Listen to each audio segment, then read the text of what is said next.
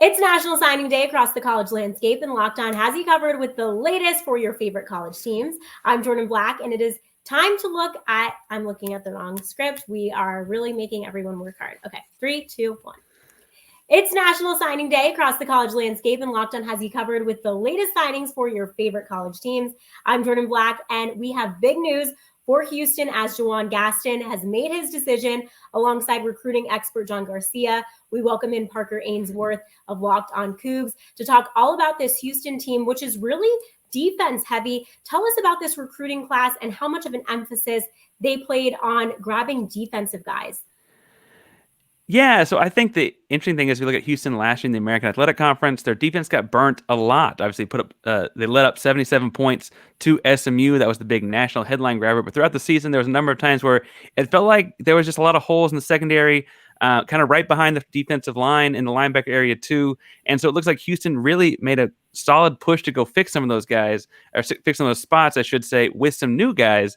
The newest of which is Juwon Gaston, who, I watched a little bit of his college tape in preparation for today because it just signed on signing day, and he's quite a ball hawk as a middle of field type safety. Got a little swag as he's dancing into the end zone a couple different times. But John, you probably know a little bit more about him from before then, so what can you tell us about Gaston? Yeah, Carver Montgomery, 334 stand up here. A lot of swag coming from those defensive players. He reunites with former high school teammate Brandon Mack, who's a portal guy coming into Houston. But yeah, Juwon is one of these guys that was a late riser in high school, basketball player, turned safety, running back, receiver, just kind of did a little bit of everything. And I think even though he's assimilated to the secondary at the junior college level after initially signing with Auburn, that's kind of still his jam. He's just a bit of a jack of all trades in the secondary. I think he's probably going to transition to a nickel or underneath hybrid defensive back spot once he gets to Houston for good, because he's got instincts. As you mentioned, he's a ball hawk. The swag is there. He's a willing run supporter on top of all of that, comfortable in coverage, just kind of whatever you need him to do, you can go sick him, and I think that's what you need in the Big 12, right? Because these offenses in this day and age are mostly pass first. So you need instinctive ball hawks, and I think that's what Gaston's going to bring in addition to experience. Junior college guy, older, been through a couple of different college stops, so there's a sense that, hey, this is his last stop as a collegiate athlete, so naturally a little bit more at stake for those guys. So you expect them to be more mature and be ready to make an impact. So defense was addressed, but Parker, what areas or what position groups should have been addressed more for this recruiting class for Houston? Well, I think most fans would have talked to you in November about the biggest move into the Big 12 being the guys in the trenches. They mentioned Brandon Mack. They picked up a couple of defensive linemen in Mack and Egwegbu and Jalen Hunt. They are lacking significantly in the offensive line side of things with just one high school signee and then one transfer from UT Austin. John, what's the thought process there? I know Holgerson said at one point in the media today that they're going to address it some in May, transfer portal windows as well. But what are you seeing as you look at the class?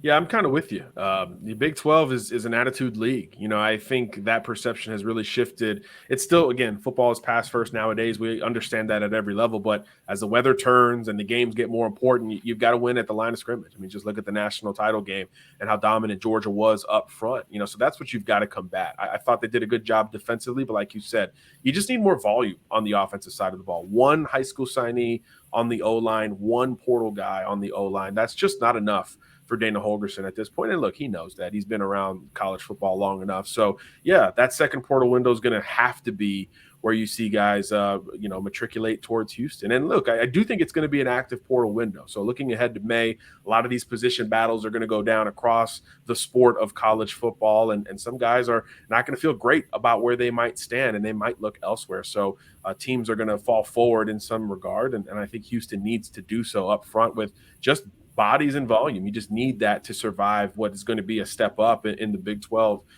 from week one all the way through the cold months. You guys have mentioned this move to the Big 12. How poised are the Cougars to make that move with this recruiting class and just in general? Parker, start with you.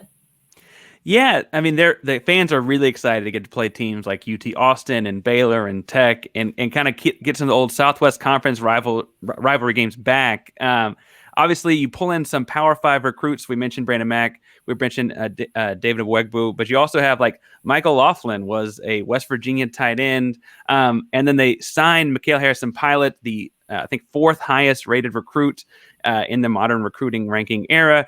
And that all signals like Power 5 type of football. Then you bring in Donovan Smith as a transfer quarterback, and he's a Texas Tech guy as well, knows the conference pretty well from up close and personal experience. And I think it's just all pointing towards things are going in the right direction. And I think fans are excited to see what it looks like on the field next season because to this point, Houston's kind of been the place where Power 5 or Big 12 schools come to get their kids and then take them away. And so now Houston's actually finally going to get to play at a level playing field. John, that's my perspective as a Houstonian, though. What do you think?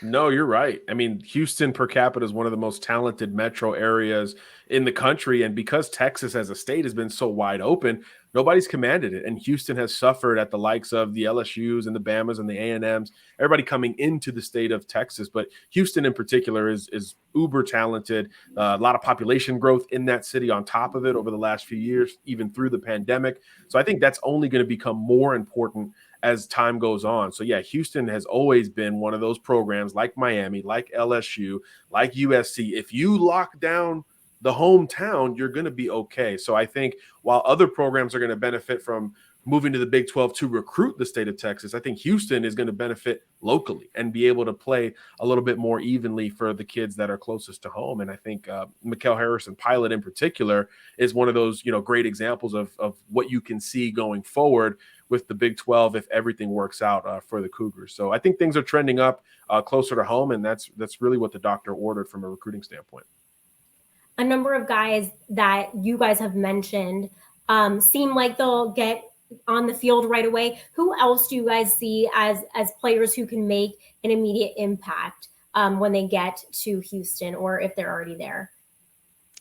I'm interested to see Ish Harris, and I'd be interested to know what John thinks about Ish Harris coming out of high school. He went to Texas A&M originally. He's a transfer linebacker coming to the University of Houston. Was a 4-star kid out of high school, listed at 6'2", 205.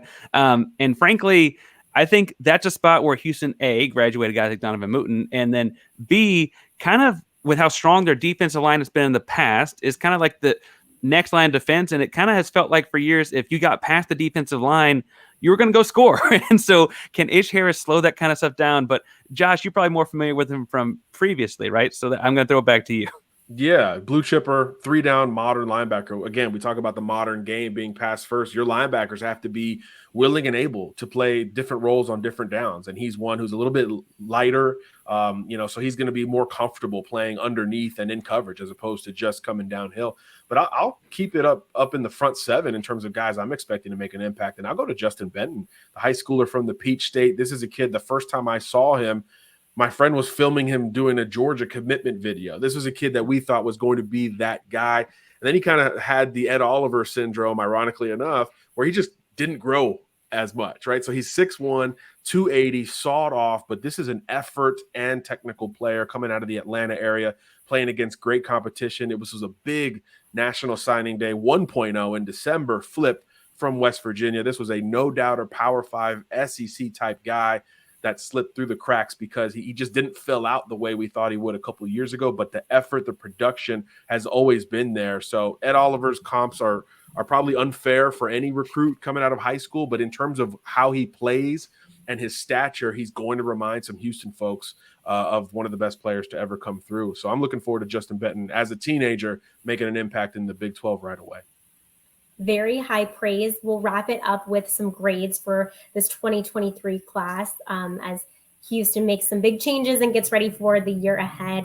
John, let's start with you this time.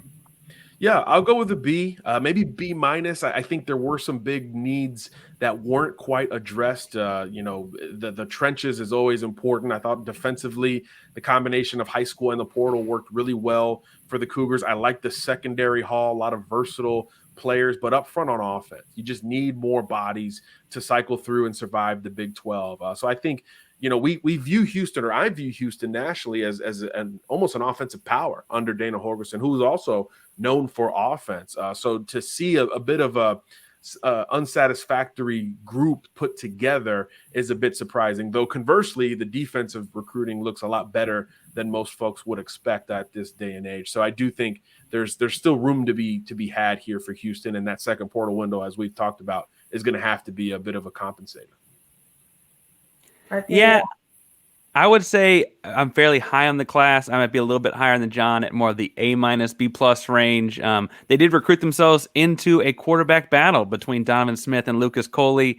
And so, those things are fun if you settle them in the spring. You don't want to be heading into the fall not having figured that out. And then the other side of this, too, is the big guys up front. They do return all 5 starting linemen from last year's team, the American Athletic Conference.